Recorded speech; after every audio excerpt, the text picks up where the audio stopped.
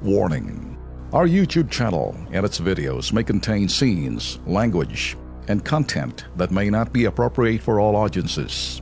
These videos include surveillance footage, undercover pursuit of suspects, actual police and rescue operations, and fearless confrontations.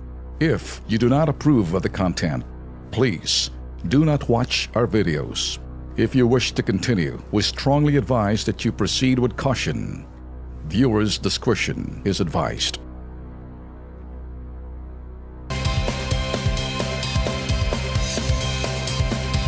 Si Janet Napoles, alang pakundangang sinabi kanina sa isang ambush interview, nangikil daw sa kanya, as in, nangotong si Senator Leila de Lima para wag nang buksan ang serious illegal detention case na isinampa ni Ben Herluy. Naniniwala ba kayo rito, mga ka-KP? Ikaw, Lex? So ibig sabihin, para hindi makasuhan ng serious illegal detention, nung ito po'y before na nahatulan po siya ng guilty dito, parang meron palang ganun na usapan.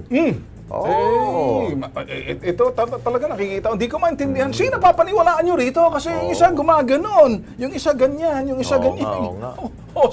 Sige, padala nga ho ninyo inyong mga salobin. Babasahin po natin yan mamaya. Kailangan gandahan ho ninyo para sabay-sabay po natin basahin yan mamaya. Okay. Ito, sabi ho ni Nene Angel, alam nyo na kotong queen si De Lima. Ayun. Si Angie Amayim.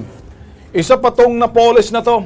Isa sa mga magnanakaw kung ngotong, ibig sabihin may milyon kang nakatago at dapat magsambunutan kayong dalawa na dyan sa kulungan dahil pareho kayong mga walang bodyguard. Yun. Okay.